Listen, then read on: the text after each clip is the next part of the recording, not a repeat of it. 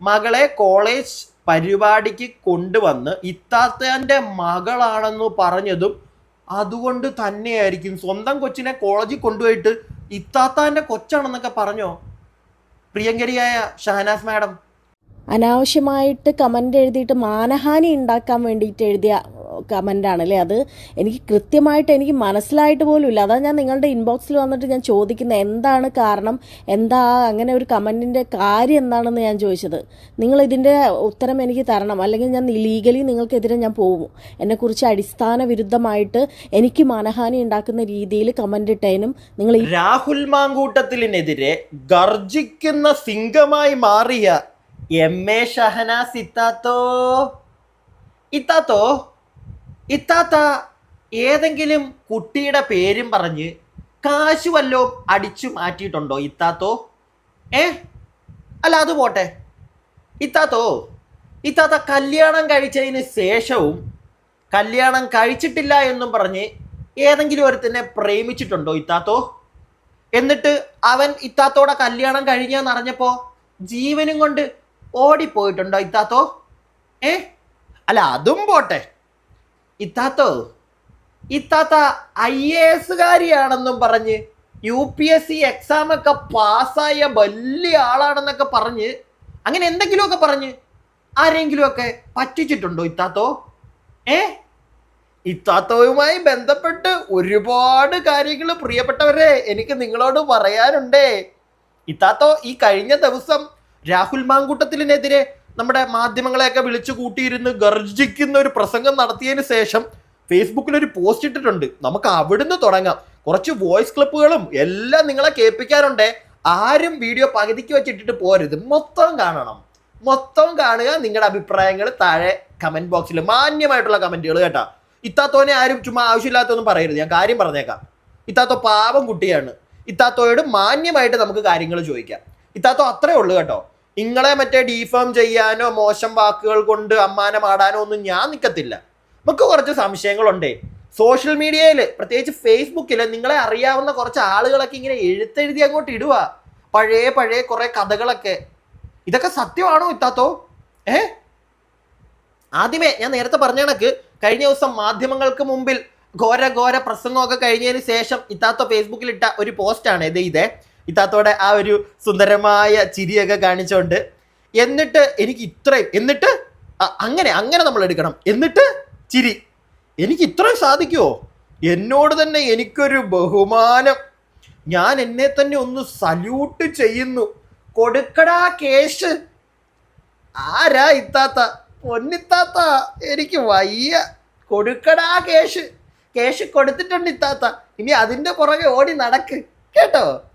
ഇനി ഇത്താത്തോയ്ക്കെതിരെ, അല്ലെങ്കിൽ ഇത്താത്തോയെ അറിയാവുന്ന ഒരാളാണെന്നാണ് എനിക്ക് തോന്നുന്നത്, എതിരെന്ന് വേണമെങ്കിൽ പറയാം. നിയാസ് മലബാറി എന്ന് പറയുന്ന ഒരു വ്യക്തി ഫേസ്ബുക്കിൽ കുറച്ച് ദിവസങ്ങളായിട്ട് കുറച്ച് കഥകൾ അങ്ങോട്ട് എഴുതിയിടുന്നുണ്ട്.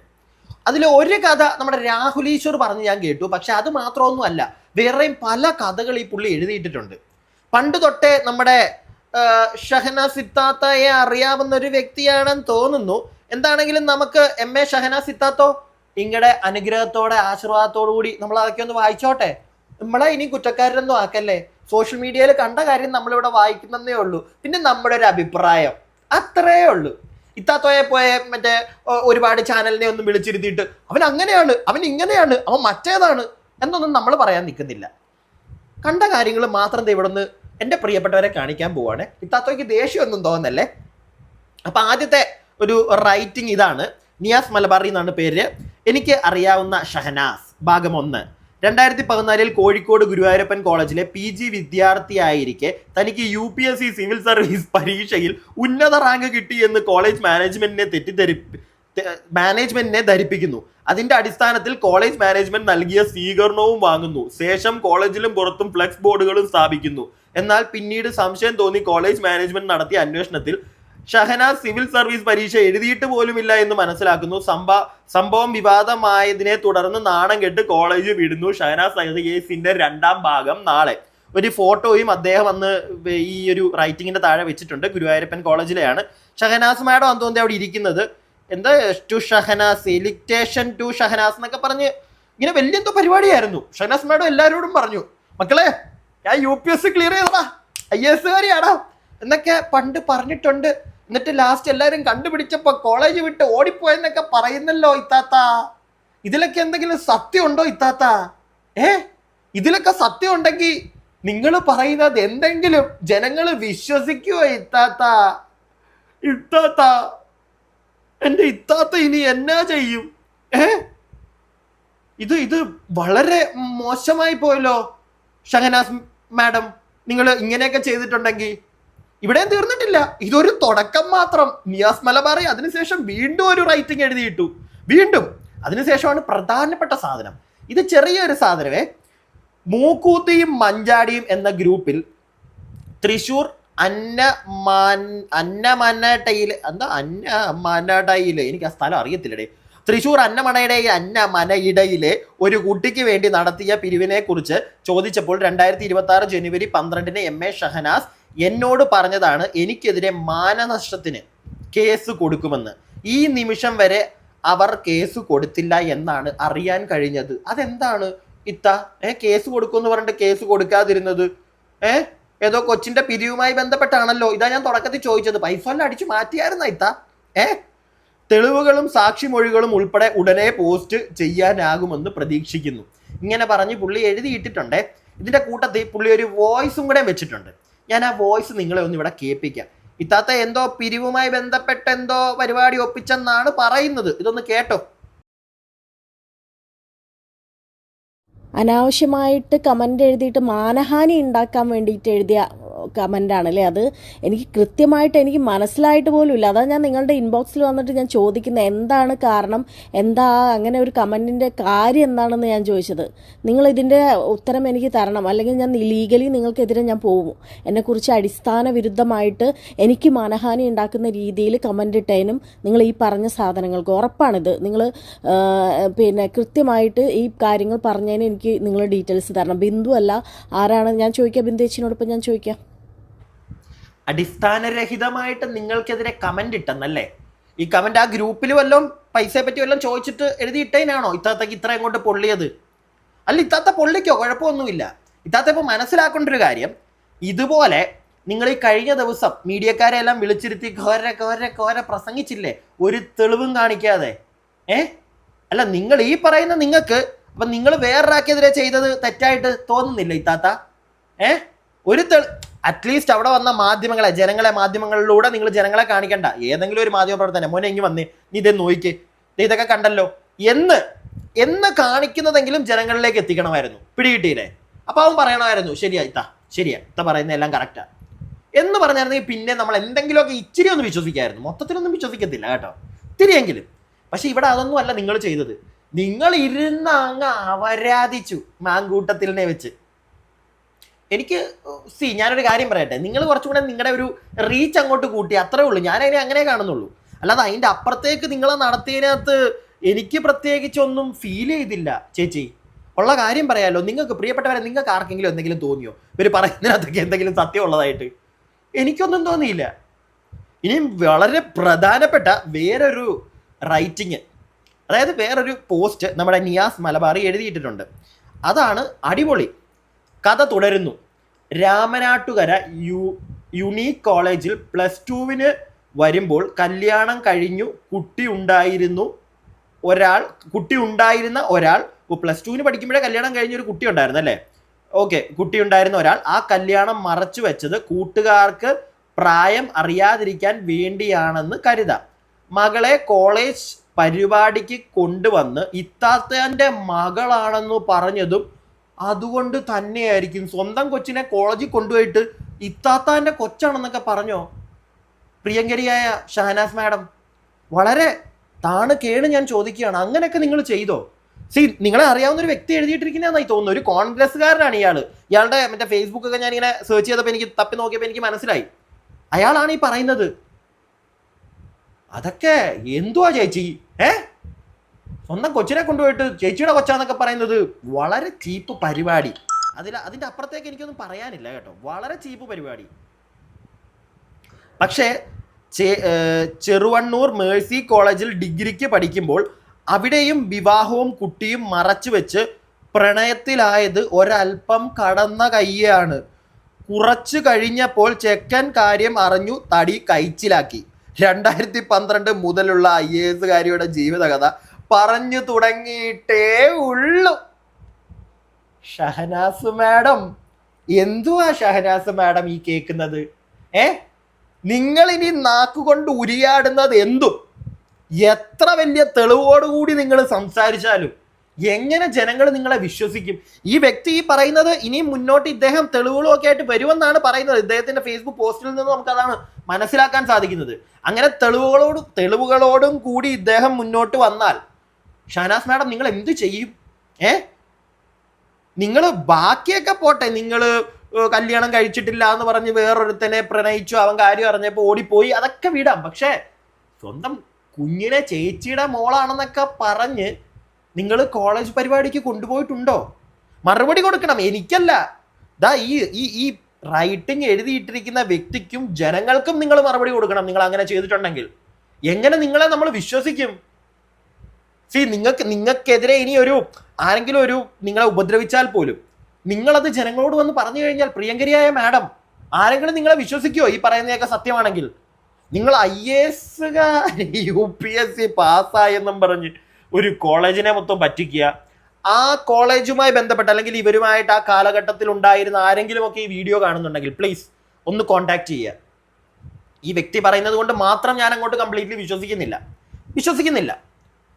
ഈ കഥകൾ അറിയാവുന്ന വേറെ ആരെങ്കിലും കൂടെയൊക്കെ മുന്നോട്ട് വന്നാൽ അപ്പോഴേ ഞാൻ വിശ്വസിക്കുന്നുള്ളൂ. പിടികിട്ടിയോ? അപ്പോഴേ ജനങ്ങളിലേക്ക് മാഡം നിങ്ങളെ ഞാൻ എടുത്തു വെച്ച് അങ്ങോട്ട് എക്സ്പോസ് ചെയ്യുന്നുള്ളൂ. ഇത് ജസ്റ്റ് ഒരു സോഷ്യൽ മീഡിയ പ്ലാറ്റ്ഫോമിൽ ഒരു വ്യക്തി ഇട്ടിരിക്കുന്ന കാര്യങ്ങൾ നമ്മൾ ഇവിടെ എടുത്ത് ജസ്റ്റ് കാണിക്കുന്നു. നിങ്ങളുടെ തലയിലോട്ട് ഇതൊന്നും ആരോപിച്ച് അങ്ങോട്ട് തരുന്നില്ല. ഈ പറയുന്നതെല്ലാം സത്യമാണെന്ന് ഞാൻ പറയുന്നില്ല.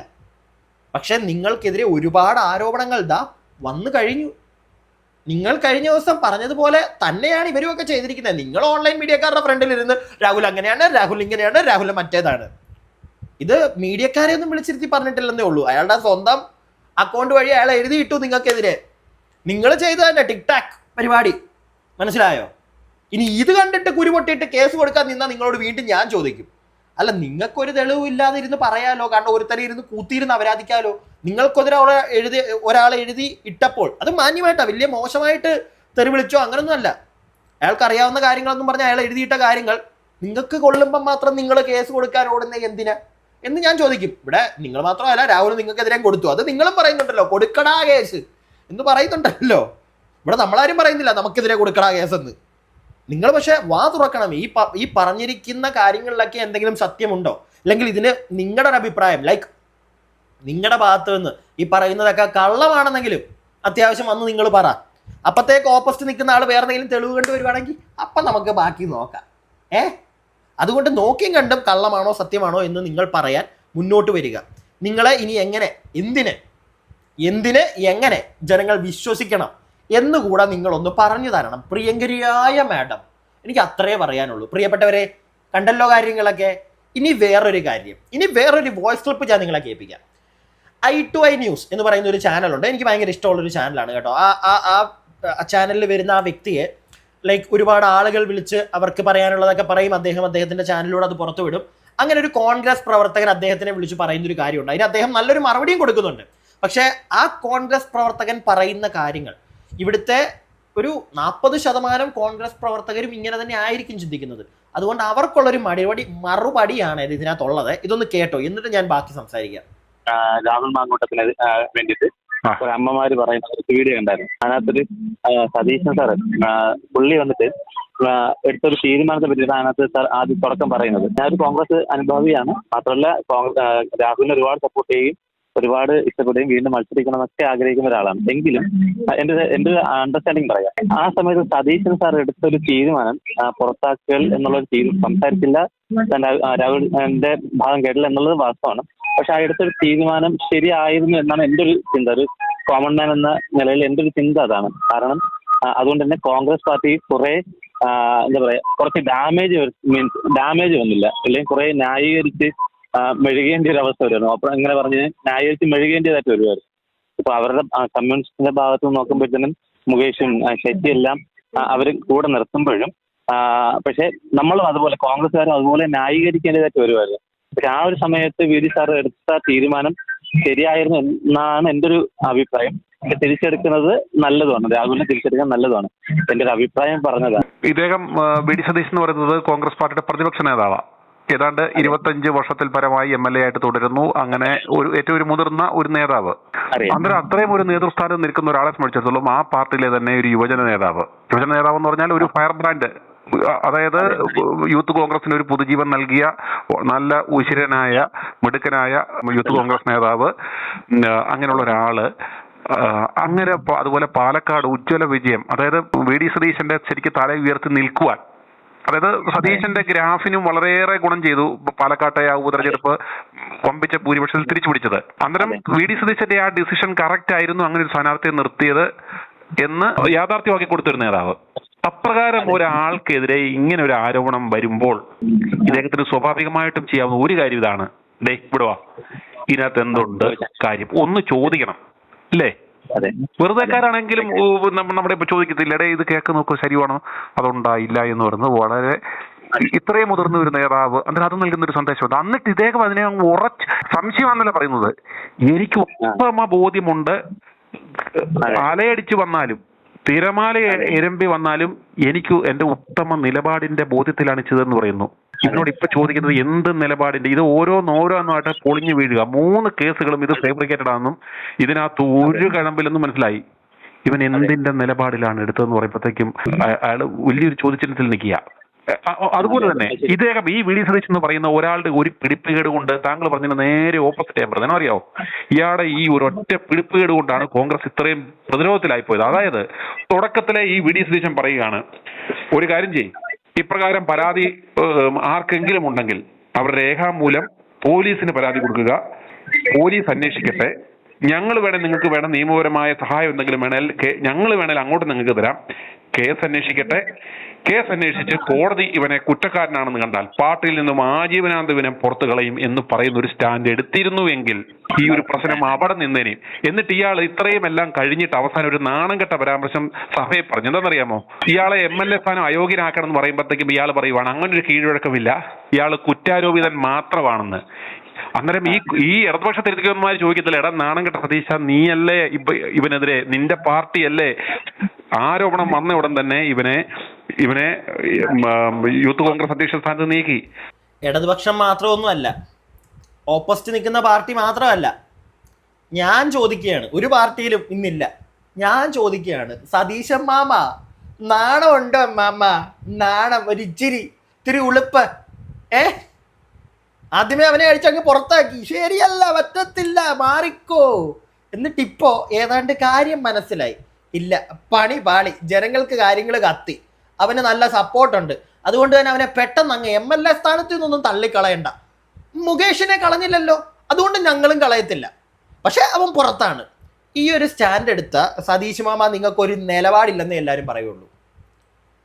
ഉമ്മൻചാണ്ടി എന്ന് പറയുന്ന ഉമ്മൻചാണ്ടി സാറ് കഴിഞ്ഞിട്ട് കോൺഗ്രസ്സിൽ ഇത്രയെങ്കിലും സ്ട്രോങ് ആയിട്ടുള്ള, ഇച്ചിരിയെങ്കിലും സ്ട്രോങ് ആയിട്ടുള്ള ഒരു വ്യക്തിയെ ഞാൻ കണ്ടിട്ടുണ്ടെങ്കിൽ അത് മാങ്കൂട്ടത്തിൽ തന്നെയാണ്. ജനങ്ങളുടെ ഇടയിലേക്ക് ഇത്രയും ഇറങ്ങിച്ചെന്ന് ഇത്രയും ടോക്ക്, ഇത്രയും സംസാര വിഷയം ഉണ്ടാക്കാൻ, എന്തും ആയിക്കോട്ടെ, എന്ത് കേസിൻ്റെ പേരിലാണെങ്കിലും ഇത്രയും ഹൈപ്പ് കിട്ടിയ ഒരു കോൺഗ്രസിനെ ഇല്ല, ഒരു നേതാവില്ല, എനിക്ക് തോന്നുന്നില്ല. ഉമ്മൻചാണ്ടി സാറിന് ശേഷം ആ മനുഷ്യനെ അന്നും എല്ലാവരും കല്ലെറിഞ്ഞു. അതിന് ശേഷം അദ്ദേഹത്തിൻ്റെ മരണശേഷം എല്ലാവരും അദ്ദേഹത്തിനെ എടുത്തുയർത്തി, മാങ്കൂട്ടത്തിൽ കല്ലെറിഞ്ഞു. ഇപ്പം അയാളെ ഉയർത്തുന്നുണ്ട്. കാരണം കോടതിക്ക് മനസ്സിലായി, കോടതിയാണ് പുറത്തേക്ക് വിട്ടത്. പിടികിട്ടിയോ? കോടതി പുറത്ത് വിട്ടു, അവിടെ തീർന്നു. ഇനിയും എൻ്റെ പൊന്ന് സതീശൻ മാമ നിങ്ങൾ തീർന്ന്, മനസ്സിലായോ? നിങ്ങൾ തീർന്ന്. നിങ്ങളുടെ കയ്യിരിപ്പിന് എവിടെയെങ്കിലും ഒരിടത്ത് നിൽക്ക്, കൂടെ നിൽക്കുന്നവനെ സപ്പോർട്ട് ചെയ്യും, ഒന്ന് വിശ്വസിക്ക്. ഇപ്പോൾ ഈ വ്യക്തി, ആ കോൺഗ്രസ്സുകാരൻ വിളിച്ച് സംസാരിക്കുമ്പോൾ ആ ചാനലിൻ്റെ ദ ഫേസ് ആ ഒരു പുള്ളി പറയുന്നത് പോലെ തന്നെ ഒരു തവണ രാഹുലിനെ വിളിച്ച് കാര്യങ്ങൾ തിരക്കാമായിരുന്നു. നമുക്കറിയത്തില്ല തിരക്കിയിട്ടുണ്ടോ എന്ന്. തിരക്കിയിട്ടുണ്ടായിരുന്നെങ്കിൽ ചിലപ്പം ഇങ്ങനെ അങ്ങോട്ട് മാറ്റി നിർത്തുന്ന പരിപാടിയിലോട്ട് പോകത്തില്ലായിരുന്നു, കൂടെ നിർത്തിയാനെ, എന്നിട്ട് പറഞ്ഞേനെ കേസ് പോട്ടെ, കേസ് കൊടുക്ക്, കോടതി പിടിച്ച് അവനെ അകത്തിട്ട് തെറ്റുകാരനാന്ന് പറഞ്ഞു കഴിഞ്ഞാൽ അന്ന് അവനെ ഞങ്ങൾ പുറത്ത് കളയാം എന്നായിരുന്നു പറയേണ്ടത്. പക്ഷെ സതീശൻ മാമൻ അവിടെ ആ പരിപാടി അല്ല ചെയ്തത്. അതുകൊണ്ട് തന്നെ സതീശൻ മാമൻ്റെ കയ്യിൽ നിന്ന് മൊത്തത്തിൽ പോയിരിക്കുക. പിന്നെ MA ഷഹനാസിത്ത മറുപടി എന്തൊക്കെയാ വരുന്നത്? നമ്മൾ നമ്മുടെ അഭിപ്രായം പറഞ്ഞേ, കണ്ട കാര്യങ്ങൾ കുറച്ചും കൂടി ആൾക്കാരിലേക്ക് എത്തിച്ചു, അത്രേ മാത്രമേ ഉള്ളൂ. ഞാൻ പറഞ്ഞത് മുഴുവൻ എൻ്റെ അഭിപ്രായം മാത്രം. അഭിപ്രായ സ്വാതന്ത്ര്യത്തിൽ നിന്നുകൊണ്ടുള്ള എൻ്റെ അഭിപ്രായങ്ങൾ മാത്രമേ ഞാൻ പറഞ്ഞിട്ടുള്ളൂ. അപ്പോൾ നമുക്ക് എത്രയും പെട്ടെന്ന് അടുത്ത വീഡിയോ ആയിട്ട് കാണാം. അടുത്ത വീഡിയോ ആയിട്ട് കാണുന്നവരേക്കും stay tuned and stay weird.